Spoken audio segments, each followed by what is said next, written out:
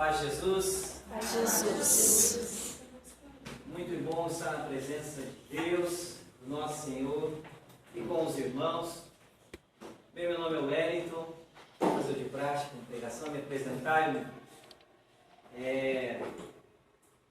Faço parte deste grupo de oração há quase 9 anos. Eu tenho já 18 anos de renovação carismática, vou completar em julho, então já estou ficando quase um dinossauro, já estou me tornando na SCC. Tenho 38 anos de idade e com muita graça de Deus, por misericórdia, eu venho a dizer a você que nesta noite Deus vem restituir a sua vida. Você crê nisso? Sim. Você crê que as lacunas que há na sua história, no seu coração, serão preenchidas pela glória do Senhor? Sim. Então olha para quem está do seu lado e diga para ela: meu irmão, eu te desafio a crer, acreditar no Senhor, porque só o Senhor, digno de toda a honra e toda a glória, fará a restituição plena da sua vida. Amém?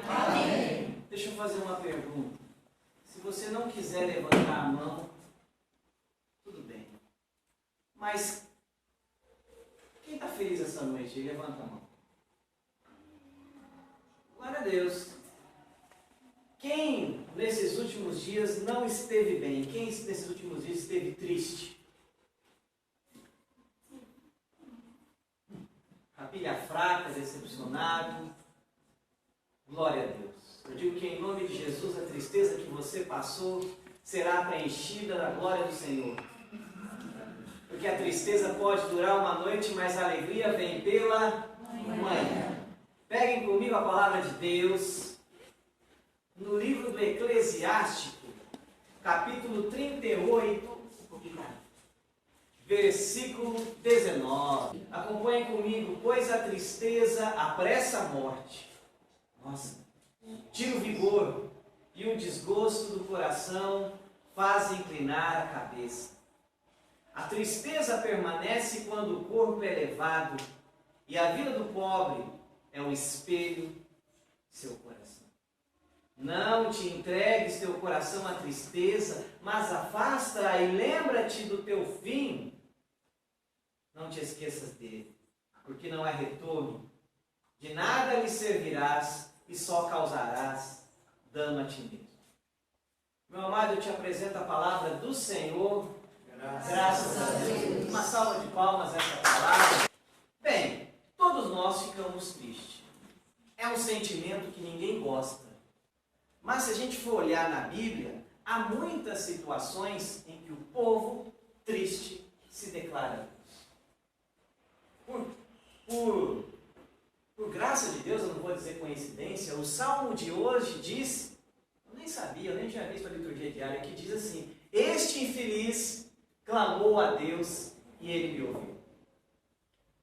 Olha para quem está do seu lado e diz, bate no peito e fala: este infeliz gritou a Deus e ele vai me ouvir.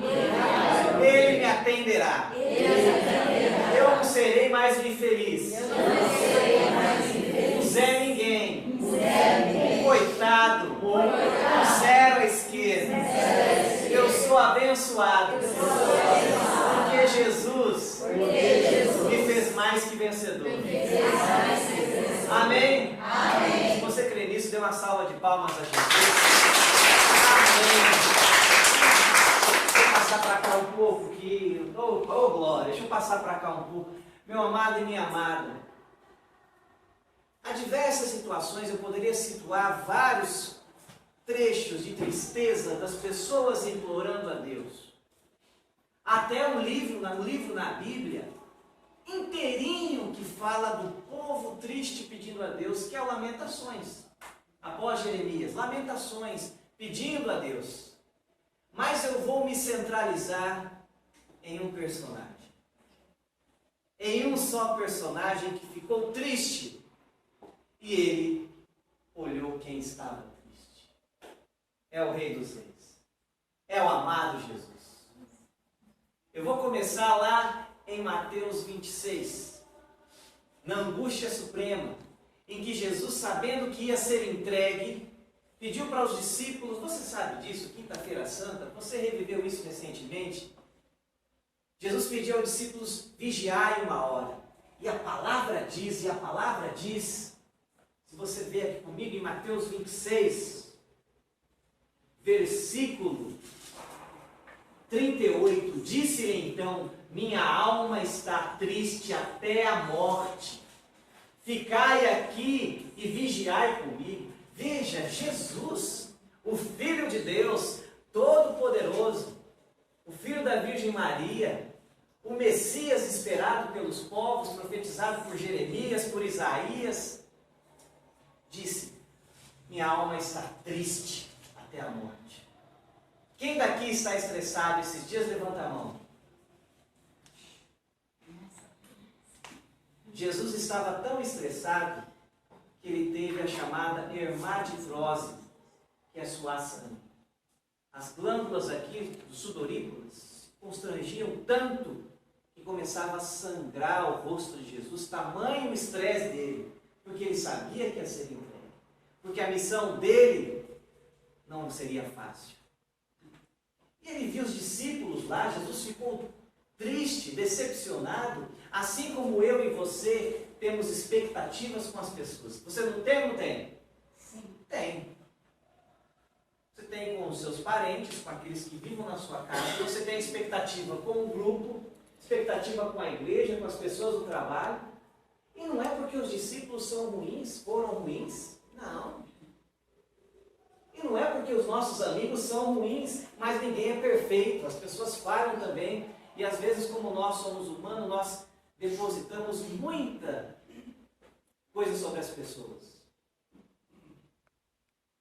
E aí, meu amado e minha amada, Jesus, quando ele fica triste, ele estava tão triste, tão desanimado, que ele fala, Pai, afasta de mim esse cálice. O cálice na Bíblia, se você vê no Salmo 22, a minha taça, significa tanto a glória do rei, quanto a desgraça, a taça caída, derramada ao vinho. Jesus falou assim, afasta de mim esse cálice, porque Jesus também era humano, porque ele sabia o peso que ele deveria carregar até a crucificação, por mim e por você. Mas ele diz, que não seja feita a minha vontade, mas seja feita a sua. Quantas vezes eu e você, meu amado, temos vontade de falar assim, eu não aguento mais isso. Eu não aguento mais situação. Eu não aguento mais olhar para aquela pessoa. Eu não aguento mais conviver com ela. Eu não aguento mais isso. Deus, dá um tempo, eu não aguento mais. Quantas vezes nós também dissemos, afasta de mim esse cálice. O peso está muito forte na minha vida.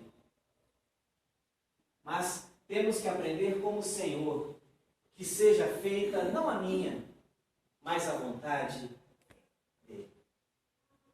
Veja, Jesus se compadece da sua tristeza. Você que passou tristeza essa semana e passou na vida e pode passar, porque ele também ficou triste.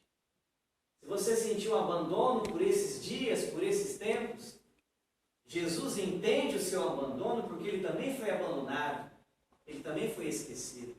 Se você foi traído na sua vida, Jesus também foi traído, negado, traído por um beijo e por Judas. Então Jesus conhece bem a sua aflição porque ele passou. Agora olha para quem está do seu lado e diz, meu irmão, o Senhor está com você. Amém? Amém. Eu vou contar um spoiler para você. Não fique chateado comigo. O evangelho do próximo domingo será a leitura que eu vou falar para você agora. Lá em Lucas capítulo 24. Você vai ver como Jesus olha para a nossa tristeza. A palavra diz, no mesmo dia que Jesus ressuscitou, veja, fala para o seu irmão, Jesus não perde tempo. Ele não perde tempo. Ele também, olha, no mesmo dia que ele ressuscitou, olha só, os dois discípulos caminhavam para Emaús. Os discípulos andavam tristes, desanimados, porque o mestre dele morreu. E Jesus foi ao encontro dele. Meu irmão, nesse início aqui tem algo maravilhoso que eu digo a você. Veja, os discípulos não estavam em Jerusalém. Eles estavam indo a Emaús, milhas e milhas de Jerusalém. Eu digo uma coisa para você. Eu não sei se você está perto ou longe de Deus, mas se você está longe de Deus, Jesus vai até você. Amém? Amém. Fala para quem está do seu lado, meu irmão. Eu não sei por quais caminhos você tem andado. Se são caminhos de paz ou de mal. Mas Jesus vai atrás de você. Amém? Meu amado e minha amada, aqueles dois lá estavam lá tristes, desanimados. Jesus vai até o meio deles. E eles começam a falar com Jesus. Eu vou dar uma diagonalizada no texto, por causa do tempo. E eles começam a falar da vida deles. Eles começam a falar da realidade. Assim como se você, da sua oração, e você quiser partilhar com o irmão, você vai dizer a mesma coisa. E de repente, chega um certo momento que aqueles dois discípulos convidam Jesus para cear.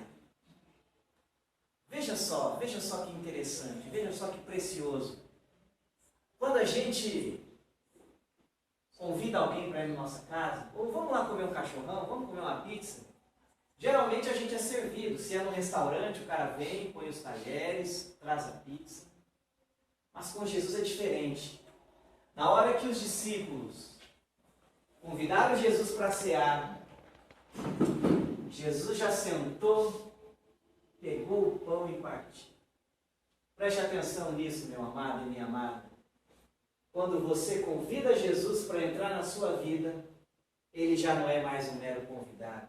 Ele se torna o rei, o mestre, o dono da situação. Então basta você convidar Jesus para a sua vida e entregar para ele que ele toma conta do resto. Amém? Amém. Eu posso imaginar aqueles discípulos vendo Jesus partir o pão, e com certeza eles olharam as marcas de amor do Senhor. E de repente o Senhor sumiu. E aí o que aconteceu com aqueles discípulos? Eles rapidinho, doidinhos, levantaram, pegaram suas coisas e voltaram correndo para Jerusalém.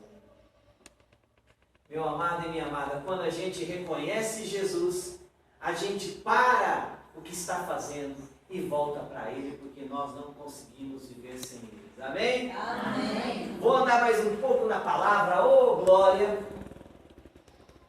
Estou quase acabando, tá? Estou quase acabando.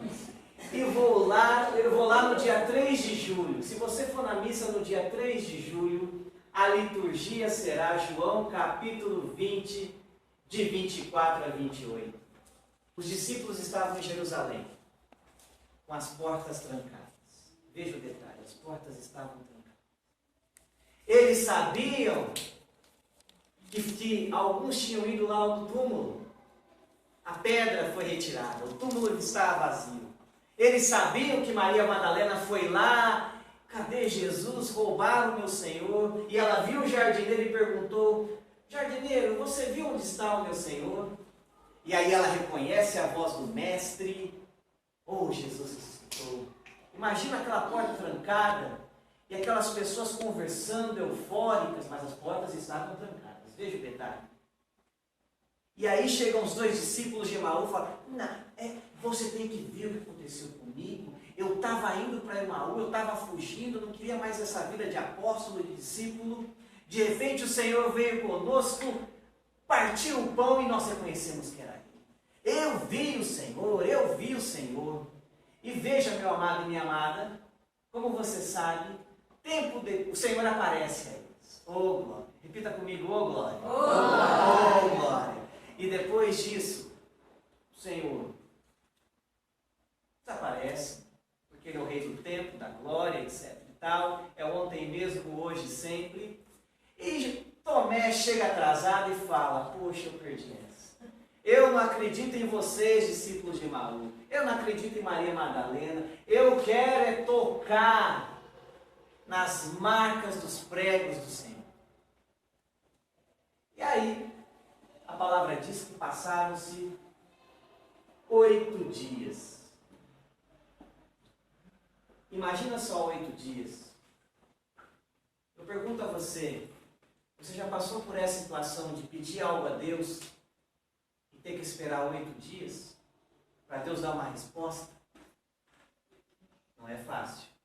Talvez 8 dias se tornam 8 meses, 8 anos, 8 primaveras. E como é difícil. Mas depois de 8 dias o Senhor aparece e eles estavam de novo com as portas trancadas. Veja, os discípulos que viram o Senhor, que experimentaram a ressurreição, continuavam com as portas trancadas. Eles precisavam de algo mais do que viria em Pentecostes. Aí Jesus, pela ação do Espírito Santo, chegou a Tomé. Tomé, toca aqui, ó, põe o dedo na marca dos pregos. Põe aqui nas marcas. Preste atenção nesse detalhe. Jesus não apareceu, ele disse: a paz esteja convosco. Jesus não apareceu aos discípulos e disse: Tomé, toca a mão nas minhas feridas. Toca a mão nas minhas chagas das mãos, nas chagas dos meus pés, nas chagas do peito aberto. Jesus disse a Tomé: toque nas minhas marcas, toque nas minhas cicatrizes. Isaías 53 diz que ele levou sobre si todo o pecado e graças às suas chagas fomos curados. Entenda uma coisa, Deus não é um Deus de cicatrizes, Ele é um Deus de marcas. Ele quer deixar uma marca de vitória em você. Amém? Amém. E assim